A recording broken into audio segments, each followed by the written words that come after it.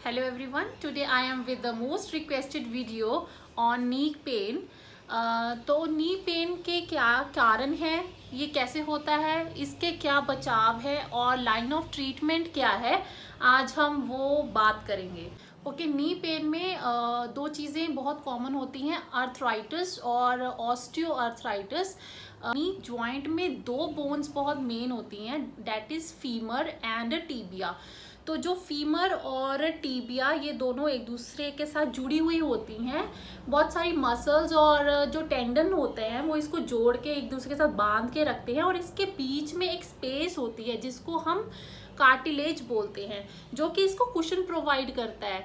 जो आप लोग बोलते हो नॉर्मल लैंग्वेज में ग्रीस खत्म हो गई है हमारी, तो that is basically cartilage which is present between these two joints, जो इसको मूव करने में हेल्प करता है, जो इसको इजीली जब हम चलते हैं तो इजीली हम मूवमेंट में जो हमारे इफेक्टिव होता है, that is the basically a cartilage. Okay, आपको नी पेन किसी भी एज में हो, डजेंट मैटर कि आप यंगर एज में हैं या ओल्डर एज में हैं, किसी भी एज में हो आपको कभी भी नी पेन हो सकता है। तो आपको सबसे पहले अपना एग्जामिनेशन कराना है, जिसमें एक्सरे है, एक्सरे करवाना है, उसको डायग्नोज करवाना है। देन आपको ब्लड एग्जामिनेशंस करवानी है, जिसमें यूरिक एसिड, आरए फैक्टर। अब आरए फैक्टर जो है वो आपका रूमेटॉइड अर्थराइटिस और ऑस्टियो अर्थराइटिस में डिफरेंशिएट आपको बताएगा। अगर आरए फैक्टर प्रेजेंट है तो आपको रूमेटॉइड अर्थराइटिस है, अगर नेगेटिव है then it's osteoarthritis. Basically मतलब अगर आपको नी पेन है तो उसमें ऑस्टियो अर्थराइटिस ही होगा, डेट इज स्पेसिफिक थिंग। और बाकी ब्लड एग्जामिनेशंस में जैसे कि calcium, vitamin D, vitamin B12, HLA B27 और CBC, जिसपे हम इन्फ्लेमेटरी अर्थराइटिस का डायग्नोज करते हैं। तो these are the basic and important examination. I am saying that knee pain should not be ignored, इसको आपको इग्नोर नहीं करना है। कई बार ऐसे होता है कि that we are not in that age कि हमें ऑस्टियो अर्थराइटिस हो जाएगा या हमें कोई इन्फ्लेमेशन अर्थराइटिस हो जाएगा। Basically you are no one to decide this. तो ये जो डिसीजंस हैं this has to be made by your examination part, your x-ray part. X-ray से बहुत सारी चीज़ें जो हैं वो क्लियर हो जाती हैं कि आपको कितनी प्रॉब्लम है, कितनी हद तक आप इन्फ्लेमेट कर चुके हैं, व्हाट इज़ योर कंडीशन। जो नी पेन की प्रॉब्लम होती है ये रातों रात गायब नहीं होती है। इसमें डायग्नोसिस, जैसे मैं बोल रही हूँ, बहुत इंपॉर्टेंट है। आपको ये जानना बहुत ज़रूरी है कि ऑस्टियो अर्थराइटिस है, रूमेटॉइड अर्थराइटिस है या ACL इंजरी। अगर आपको बढ़ती उम्र में ये प्रॉब्लम हो रही है, नी पेन की, नी जॉइंट पेन की अगर आपको प्रॉब्लम हो रही है, ओल्डर एज में अगर आपको प्रॉब्लम हो रही है, तो मोस्ट कॉमन इसका रीज़न ऑस्टियो अर्थराइटिस ही है। लेकिन अगर आप यंग हैं, यंगर एज में अगर आपको प्रॉब्लम हो रही है, नी जॉइंट में पेन हो रहा है, जैसे कि आप 30-40s में हैं, तो उसमें मोस्ट प्रोबेबली पेटेलोफिमोरल सिंड्रोम होता है, जिसकी वजह से पेन होता है। इसमें नी में आगे की तरफ पेन होता है, डेट इज द पेटेलोफिमोरल सिंड्रोम। सिर्फ हम ऑस्टियो अर्थराइटिस के बारे में बात करेंगे। जैसे मैंने बताया आपको कि ऑस्टियो अर्थराइटिस में जो दोनों बोन्स होती हैं उनके बीच में जो कुशनिंग इफेक्ट होता है, कुशनिंग इफेक्ट जो कार्टिलेज देता है वो खत्म हो जाता है, धीरे धीरे वो खत्म हो जाता है, एकदम से नहीं खत्म होता। तो उसके खत्म होने के कारण क्या होता है कि जो आपकी बोन्स हैं दोनों एक दूसरे के साथ रगड़ खाने लगती हैं, रगड़ने लगती हैं वो एक दूसरे के साथ, और आपको आवाज़ भी सुनाई देती है, जिसे क्रिपाइटिस बोलते हैं, आवाज़ सुनाई देती है। और ये मोमेंट इतना ज़्यादा ऐसा हो जाता है कि आपको चलने फिरने के लिए रेस्ट्रिक्टेड मूवमेंट हो जाती है। कई बार पेशेंट की नीज पे स्वेलिंग भी देखी गई है, that is a rare, but हाँ स्वेलिंग भी होती है।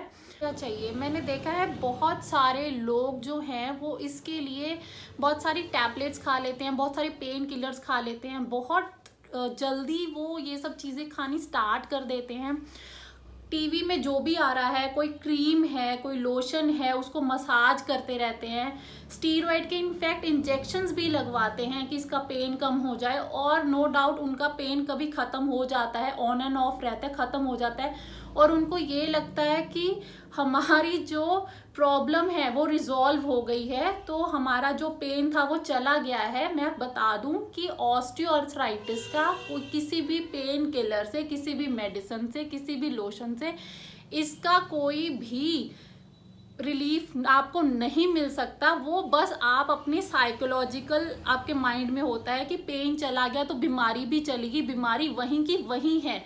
प्रॉब्लम आपके नी जॉइंट में है और जॉइंट में ही है, आपने उसके लिए अभी कुछ नहीं किया। आपने क्या किया, आपको जो पेन था आपने पेन रोक दिया। पेन आपने चाहे किसी लोशन से रोक दिया, मसाज से रोक दिया, कोई मेडिसिन खा ली, इंजेक्शंस लगवा लिए, तो वो आप कब तक करते रहोगे? यू कैन, आप ना पूरा टाइम ही ट्राई करते रहोगे जब से आपको प्रॉब्लम है, और जब तक वो खत्म नहीं हो जाएगी। एंड में आपका रिजल्ट इतना बुरा आ जाएगा कि आपको नी रिप्लेसमेंट के लिए भी बोला जाएगा कि आप नी रिप्लेस ही करा लो तो ही आप ठीक रह सकते हो।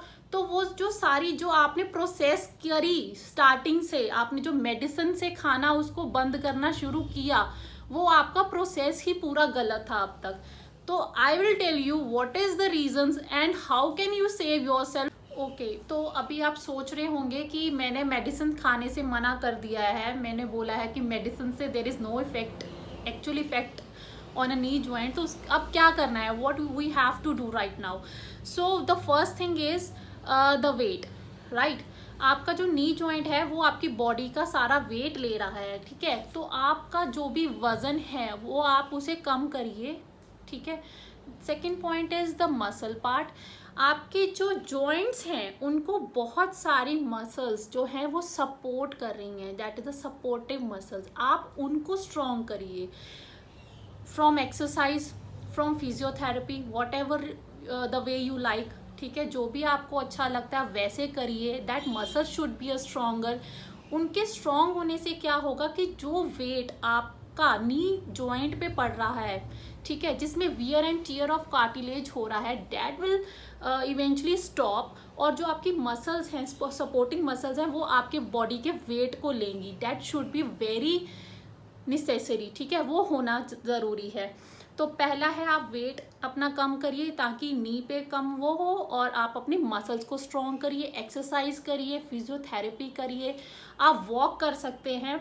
एंड आप swimming, if you are a good swimmer, अब आपको अगर आपको स्विमिंग आती है then swimming exercise is very good for the knee, और आप स्विमिंग कर सकते हैं। Walking is very important. अगर आपको पेन है नी में, मैं सबको बोलती हूँ अगर किसी को नी में पेन है ना, try to walk, try and walk. और अच्छे शूज़, अच्छी क्वालिटी के शूज़ जिसका सोल अच्छा हो वो पहन के आप वॉक करिए। ट्राई फॉर अ मंथ, फिर आप बताना कि आपका पेन जा रहा है कि नहीं जा रहा। तो अगर आपको नी पेन की प्रॉब्लम है तो आपको कभी हैवी एक्सरसाइज नहीं करनी है, आपको वॉक करना है, आपको स्विम करना है, but don't do a heavy exercise. जैसे कि आप अगर जिम में जाते हो तो आप स्क्वैट्स वगैरह या हैवी वर्कआउट करते हो, वो आपको बिल्कुल नहीं करना है। आपको घर पे जब हम खाना खाते हैं, अक्सर हमारे इंडियन कल्चर में होता है कि हम चौंकड़ी मार के खाना खाते हैं, तो वो सारी चीज़ें आपको नहीं करनी है, घुटने नहीं मोड़ने हैं बेसिकली। और अगर आप वर्किंग हैं, ऑफिस वगैरह में जाते हैं, तो हमारी हैबिट होती है पैर के ऊपर पैर रख के बैठने की, तो वो चीज़ नहीं करनी है। तो बेसिकली हमें इस टाइम पे वो सारी चीज़ें नहीं करनी है जिस पे हमारी जो नी जॉइंट है वो बहुत ज़्यादा एक्सपोज हो रहा हो, बहुत ज़्यादा उस पर लोड आ रहा हो, वैसी कोई चीज़ नहीं करनी है। हमें लाइट एक्सरसाइज कर, दर्द की दवाई ढूंढना शुरू नहीं कर देना है, बिकॉज मार्केट में बहुत सारे पेन किलर्स आते हैं जो अक्सर बोला जाता है कि ऑस्टियोआर्थराइटिस के पेन को कम कर देंगे, वो तो किसी भी पेन को कम कर देंगी वो सारी मेडिसिन।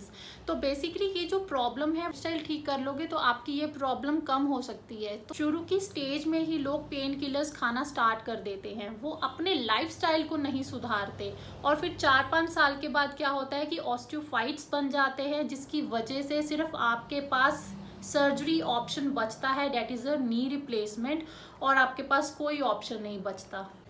फिजियोथेरेपी या एक्सरसाइज से बोन को कैसे स्ट्रॉन्ग करना है, मसल्स को कैसे स्ट्रॉन्ग करना है, इस पे ध्यान देना चाहिए।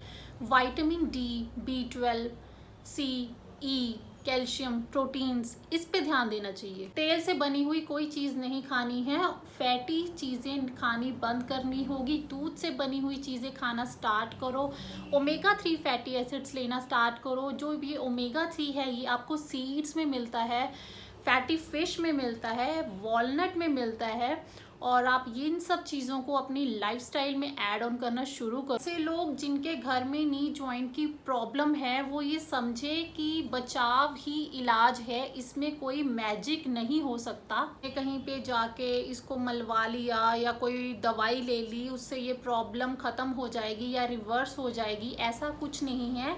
It is all dependent on your lifestyle. आप अपने लाइफस्टाइल को मॉडिफाई करिए, आप वो करिए जो ज़रूरी है, which is important, rather than taking steroids and other things. तो save yourself from getting operated और getting into that surgery वाली thing. That's all a knee joint pain. Thank you.